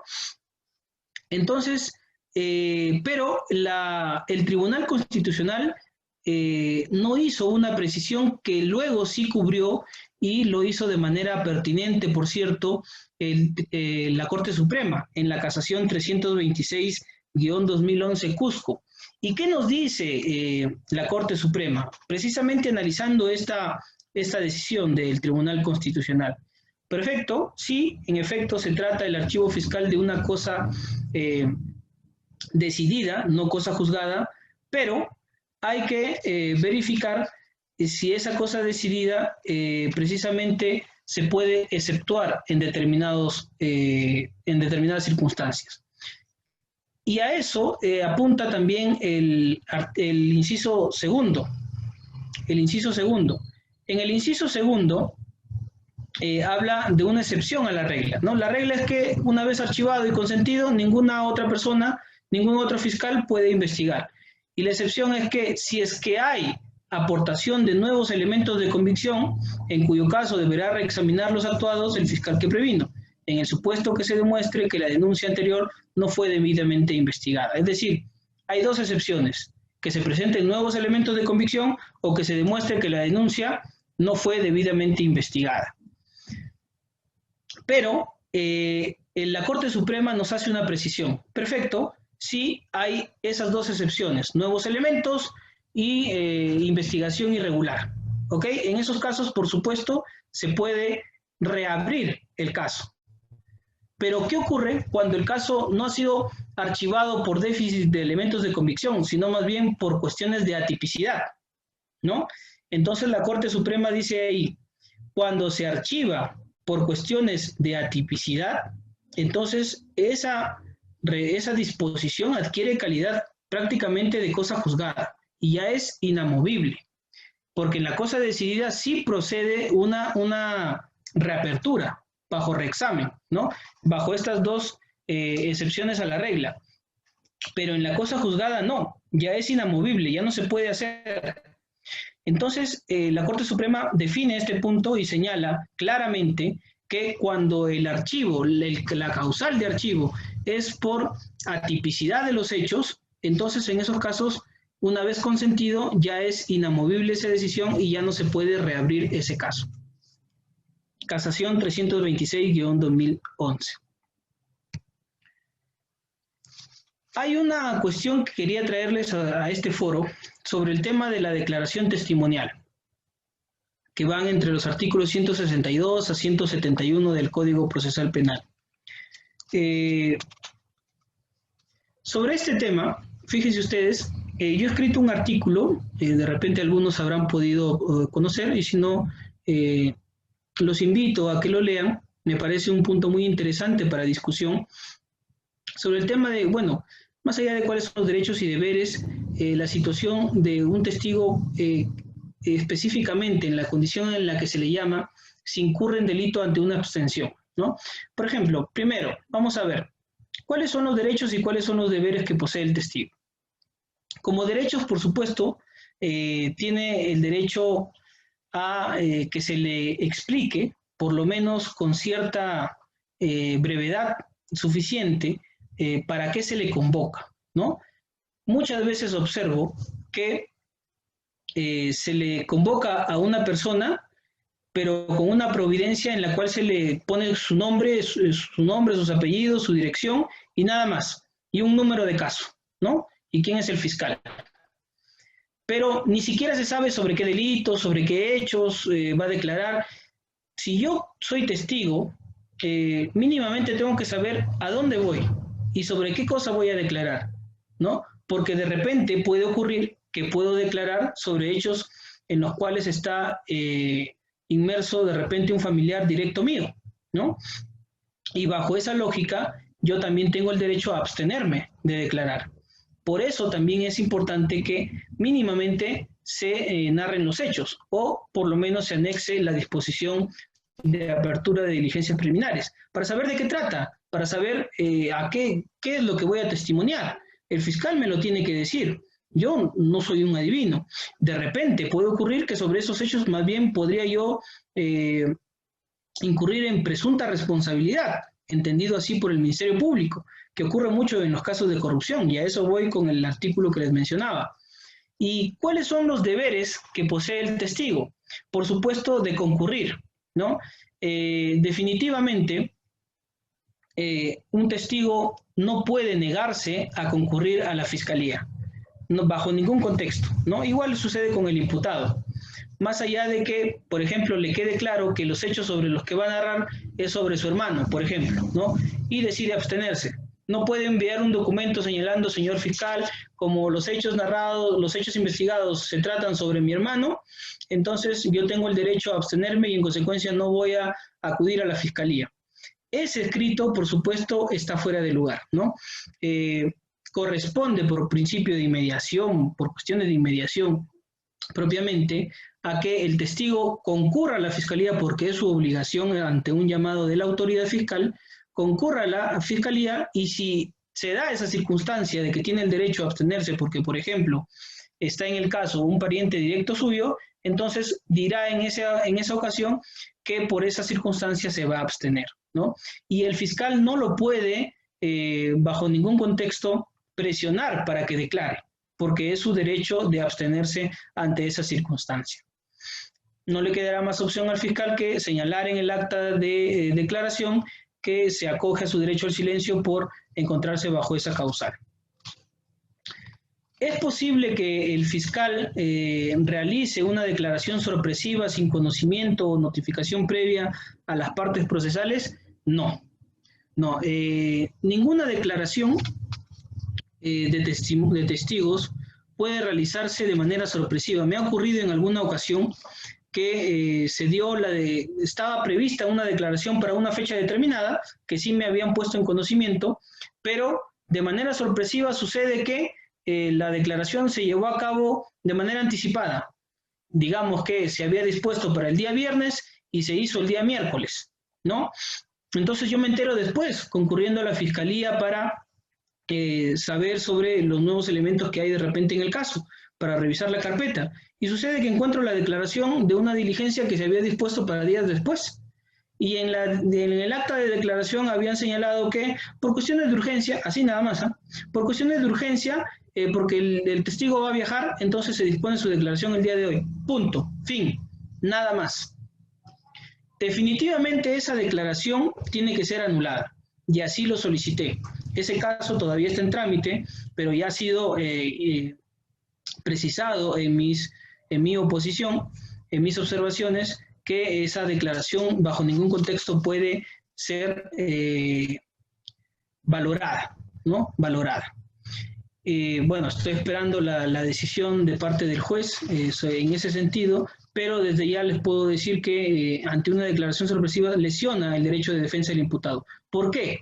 Porque nosotros como parte imputada, yo como abogado defensor, tenemos el derecho de acudir a la declaración de un testigo, porque de repente ante esa declaración yo necesito hacerle preguntas. Entonces me han quitado ese derecho, porque ya le realizaron la declaración y yo no estuve presente, porque el fiscal decidió adelantarse a esa diligencia. Por supuesto, esa es una vulneración al derecho de defensa. ¿Es posible que un testigo se abstenga de declarar sin incurrir en delito? A eso iba, ¿no? Bajo otras circunstancias que, por ejemplo, no sean de que en el caso haya un familiar directo investigado, ¿cuál sería otra circunstancia posible de abstenerse? Que, por ejemplo, en el caso concreto pudiera surgir mi responsabilidad, ¿no? Que yo no he visto al menos ningún caso en el cual un testigo se abstenga bajo esa condición. Lo que yo sí he hecho ya en varios casos, sobre todo en casos de corrupción de funcionarios donde utilizan esta forma de realizar las diligencias, llaman es decir, empiezan la investigación con determinados funcionarios, ¿no?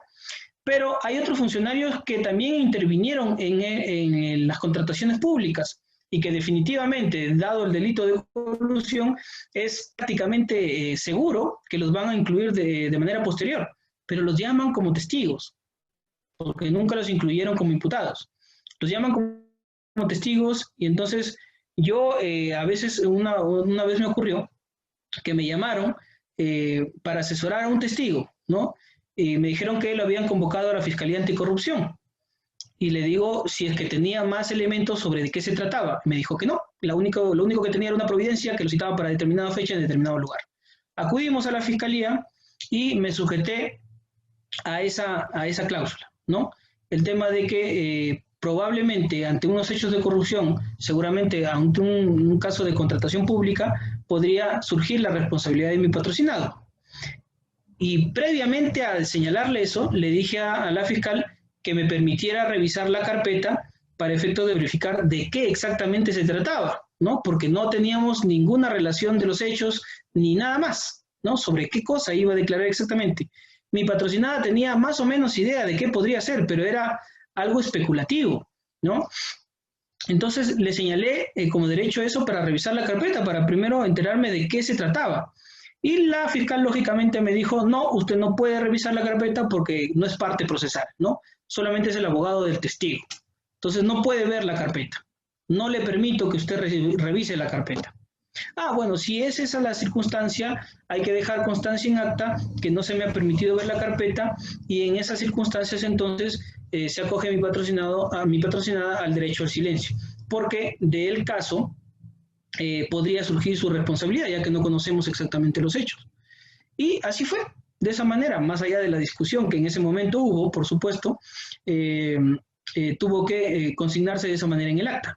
Y fíjense ustedes, oh sorpresa, meses después, porque tan solo acudí para esa diligencia nada más me convocó mi patrocinada, meses después sucede que le notificaron que sí la incluyeron como imputada, ¿no? Claro, oh sorpresa, ¿no? Ya sabíamos pues que definitivamente la iban a incluir bajo esa condición, pero no podíamos revisar el caso bajo ningún término.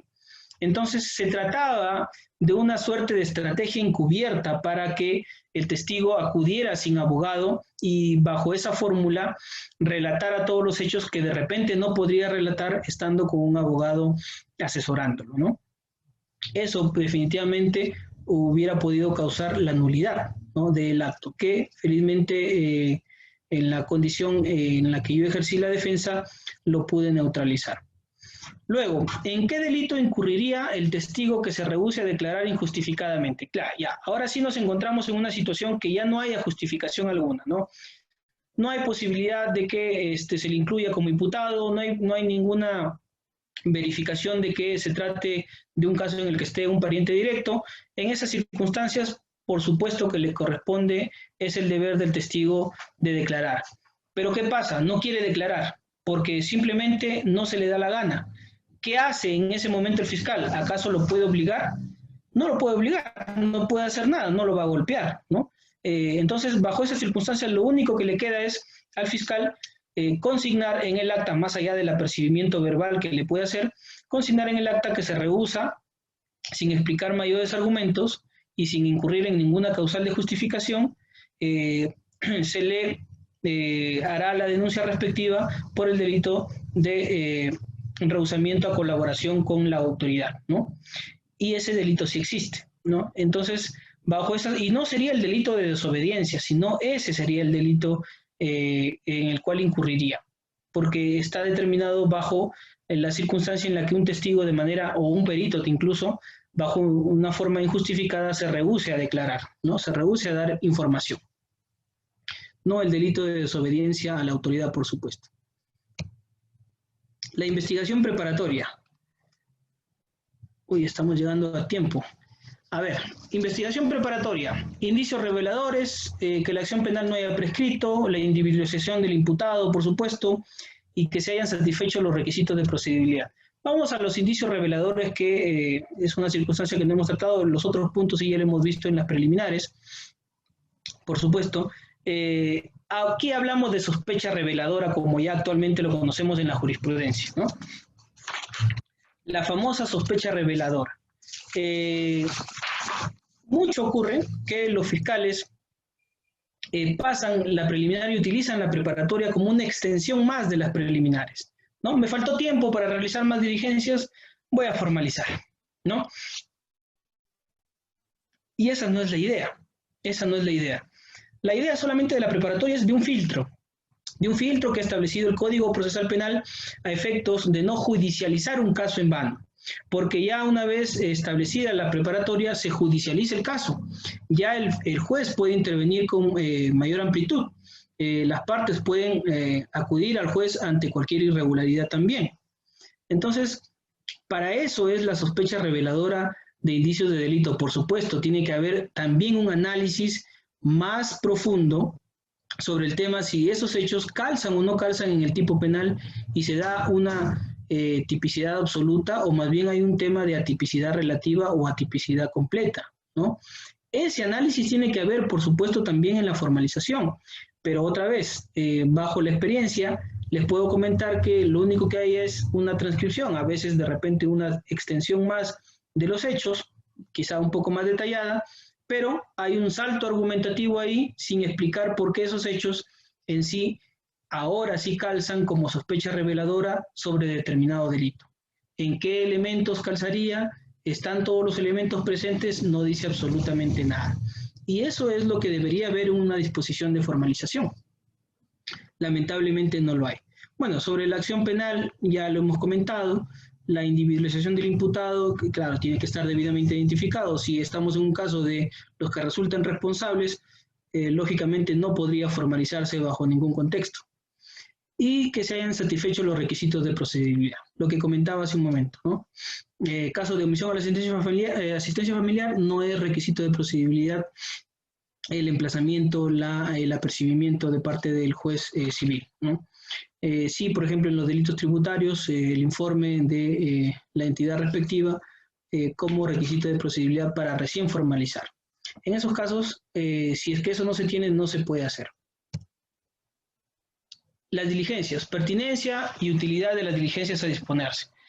Por supuesto, no tiene que tratarse de diligencias que no tengan nada que ver con el caso, ¿no? A veces ocurre que se disponen diligencias que son impertinentes, ¿no?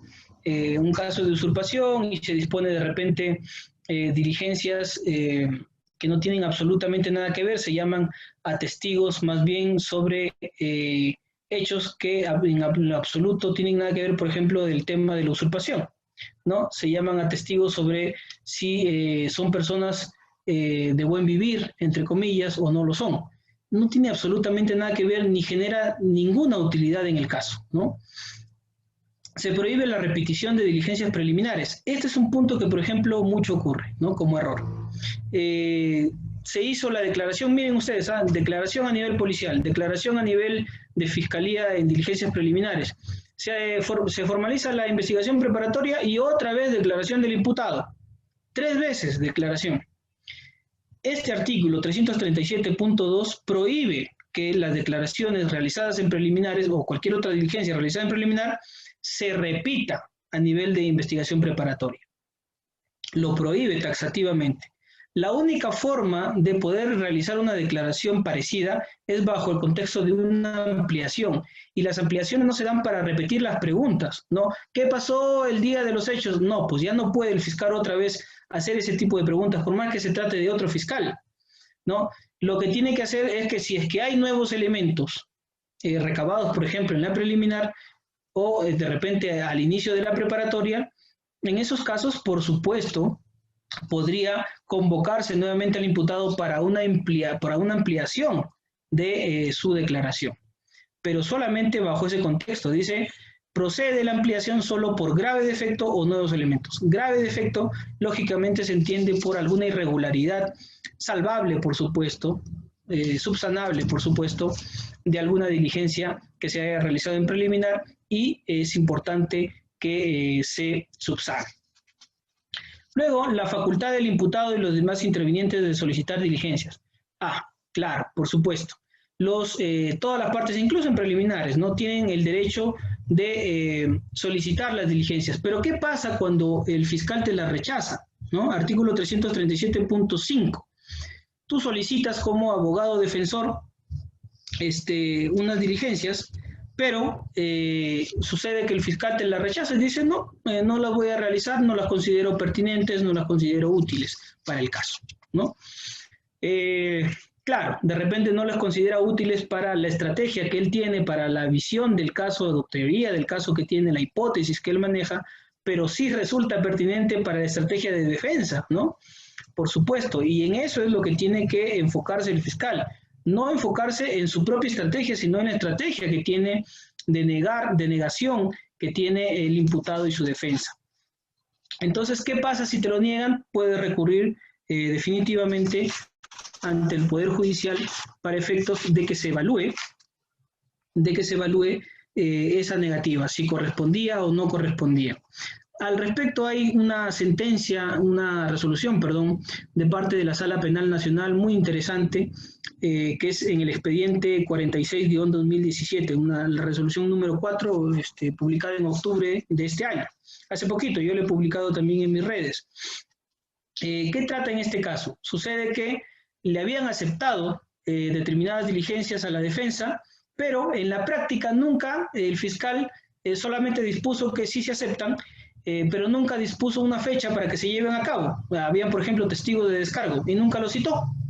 Entonces, claro, en el plano de la realidad, en el plano material, nunca aceptó esas diligencias, solo las aceptó de manera formal bajo un documento, pero en la realidad nunca las llevó a cabo.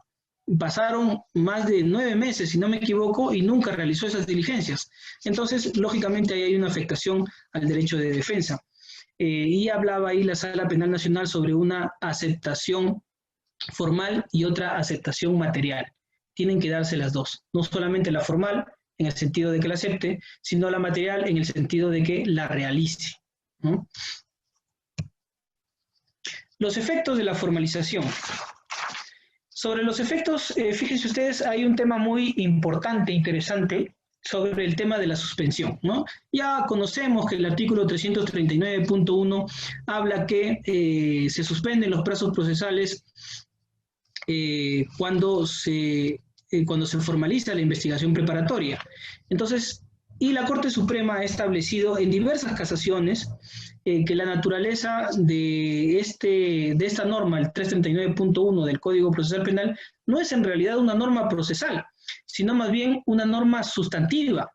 Y para eso, precisamente yo les invito a leer la casación 666-2018 Callao, emitida en agosto del año pasado. ¿Qué pasa en esta casación? Vean ustedes, la casación hace una precisión muy interesante. Era un delito de corrupción, de peculado. Y nos dice, como ya quedó establecido ya de hace tiempo que se trata de una norma no procesal, sino más bien sustantiva, hay que hacer un juicio de vigencia en ese sentido. Es decir, no será lo que marque el juicio de aplicación el tema de cuándo se tramitó, sino más bien de cuándo ocurrieron los hechos. Entonces, lo que significa que será la comisión del hecho lo que determine si el artículo aplica o no aplica en ese caso. ¿Por qué hablo de aplicación? Porque recordarán ustedes que en el nuevo Código Procesal Penal entró en vigencia a partir del año 2011. En algunos distritos judiciales a inicios del año y en otros a mitad y en otros a fines, ¿no? Y incluso para delitos de corrupción de funcionario, quiero decir, en el 2011, indistintamente en determinados meses, pero en ese año, ¿no? Lo que significa y lo que nos dice la Corte Suprema es, como entró en vigencia recién en el 2011, todo lo que ha sido cometido como delito o presunto delito, peculado, por ejemplo, antes de ese año, 2010, 2009, 2008 y atrás, lógicamente no aplica esta norma. ¿Por qué? Porque es una norma sustantiva, ¿no? Más allá de que esté en el Código Procesal Penal. Como es una norma sustantiva, no estaba en vigencia en ese momento. Y como no estaba en vigencia, no se le puede aplicar retroactivamente una norma que no estaba vigente en la comisión al momento de la comisión de los hechos, ¿no? Es como si hubieran creado otro delito, ¿no? O como si hubieran agravado un delito. Por ejemplo, el delito de peculado, supongamos, ¿no? Que en el 2012, supongamos, en el 2011, supongamos, que le hubieran agregado mayor cantidad de pena, ¿no? Esa agravante en la cantidad de pena no sería aplicable para hechos ocurridos antes de su incorporación, ¿no? Lo mismo ocurre con el 339.1. 2010 para atrás no se puede aplicar. Y esto es interesante, fíjense ustedes, cuando yo vi esta casación y la publiqué en su momento, la compartí en mis redes, también la apliqué en un caso específico. Y bueno, más allá de que el juez me rechazó el pedido juez en la etapa intermedia, el juez de investigación preparatoria, me rechazó el pedido sobre texto de que no es una casación vinculante. No, claro, ya. Y con ese solo argumento, bueno, señaló que no está obligado a aplicarla, ¿no? Pero más allá de que no sea vinculante, el tema es si tiene razón o no tiene razón. Y eso es lo que argumenté, que tenía absoluta razón. Y ya ha quedado claramente establecido que se trata de una norma sui generis, es decir, norma sustantiva. Entonces, si es así, se le tiene que aplicar siempre de esa manera. Bueno, en fin, ese caso todavía está en trámite, en juicio oral nuevamente lo interpondré, ojalá salga de ahí alguna jurisprudencia interesante. El fiscal pierde la facultad de archivar, por supuesto. Ya si verifica que no se da un caso para juicio oral, lo que procede, pues en todo caso, es que el fiscal realice su pedido de sobreseimiento. Comparecencia simple automática, muchas veces con la formalización se le da automáticamente la comparecencia simple, ¿no? Porque el fiscal de repente no pide comparecencia restringida, ni tampoco hay un pedido de prisión preventiva. Entonces, los juzgados aplican de manera automática la comparecencia simple, pese a que el Código Procesal Penal, artículo 286, tampoco lo prevé, ¿no?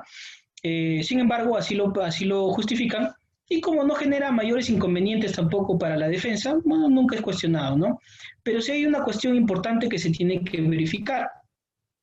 Como ya tiene comparecencia simple, y ya ha sido establecido también con otras casaciones últimas publicadas este año, hace poco, como ya tiene comparecencia simple, si el fiscal quiere pedir una prisión preventiva, lo que corresponde no es hacer una petición directa de prisión preventiva, sino más bien una variación de comparecencia simple a prisión preventiva. Precisamente porque hay una variación de las condiciones.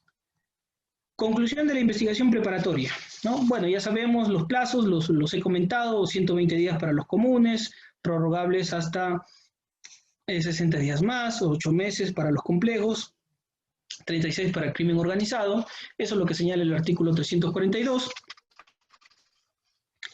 Requisitos para declarar la complejidad, por supuesto, pluralidad de agentes, pluralidad de imputados, de agraviados, complejidad de algunas diligencias. Solamente si hay esas condiciones objetivas y subjetivas, solamente en esas circunstancias puede declararse la complejidad. Y ahí también entra a tallar una cuestión de filtro y de observación de parte de la defensa, porque no en cualquier caso se puede declarar la complejidad, solamente cuando realmente existan esas condiciones. No porque me faltan diligencias.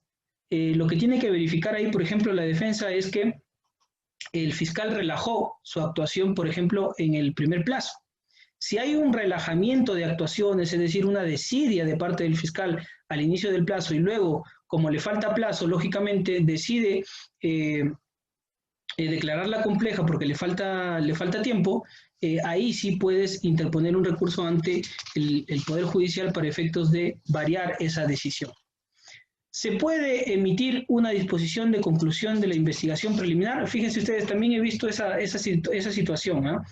En la cual el fiscal emite una disposición, no de conclusión de la investigación preparatoria, porque está en preliminar, sino una disposición de conclusión de la investigación preliminar. Eso no está regulado en el código, ni tampoco es necesario.